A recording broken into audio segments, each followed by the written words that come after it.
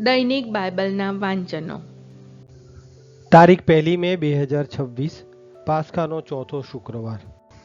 આજે માતા ધર્મસભા સંત યોસેફ કામદારનો તહેવાર ઉજવે છે. પહેલું વાંચન પ્રેષિતોના ચરિત્રોમાંથી અને શુભ સંદેશનું વાંચન સંત યોહાન કૃત ગ્રંથમાંથી. પહેલું વાંચન પ્રેષિતોના ચરિત્રોમાંથી અધ્યાય 13 કડી 26 થી 33. ભાઈઓ, અબ્રાહામના વંશજો અને ઈશ્વરથી ડરીને ચાલનારા બીજા સર્વે, આ મુક્તિનો સંદેશ આપણને મોકલવામાં આવ્યો છે. યરૂશાલેમના લોકોએ અને તેમના રાજકર્તાઓએ તો એમને ઓળખ્યા નહીં અને તેમને સજા કરીને દર વિશ્રામવારે વંચાતા પૈગંબરોના વચનો સમજ્યા વગર સાચા પાડ્યા.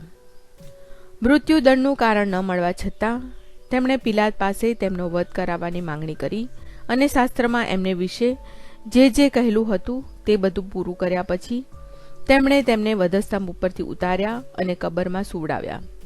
પણ ઈશ્વરે તેમને ફરી સજીવન કર્યા અને ઘણા દિવસો સુધી તેમણે પોતાની સાથે ગાલિલથી યરૂશાલેમ આવ્યા હતા. તેમને દર્શન દીધા અને તેઓ અત્યારે લોકો સમક્ષ તેમના સાક્ષી છે. અને અમે તમને એ શુભ સમાચાર આપીએ છીએ કે ઈશ્વરે આપણા પૂર્વજોને આપેલું વચન આપણ તેમના વંશજોની આગળ ઈસુને સજીવન કરીને પાડ્યું છે. બીજા સ્ત્રોત્રમાં એ પ્રમાણે લખેલું પણ છે કે તું મારો પુત્ર છે, આજે મેં તને જન્મ દીધો છે.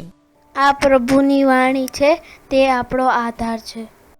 શુભ સંદેશનું વાંચન સંત યોહાન કૃત ગ્રંથમાંથી અધ્યાય 14 કડી 1 થી 6. માર્ગ, સત્ય અને જીવન. તમારા અંતરને અસ્વસ્થ થવા દેશો નહીં. ઈશ્વર ઉપર શ્રદ્ધા રાખો, મારા ઉપર પણ શ્રદ્ધા રાખો. મારા પિતાના ભવનમાં ખંડ ઘણા છે. એમ જો ન હોત તો મેં તમને એ જણાવ્યું હોત ખરું કે હું તમારે માટે જગ્યા તૈયાર કરવા જાઉં છું, અને હું ત્યાં જઈને તમારા માટે જગ્યા તૈયાર કરીશ. એટલે હું પાછો આવીશ અને તમને મારી પાસે લઈ જઈશ, જેથી હું જ્યાં હોઉં ત્યાં તમે પણ હો, અને હું જ્યાં જાઉં છું ત્યાંનો રસ્તો તમે જાણો છો. થોમાએ કહ્યું, પ્રભુ, આપ ક્યાં જાઓ છો તે અમે જાણતા નથી, પછી અમને રસ્તાની ખબર શી રીતે હોય?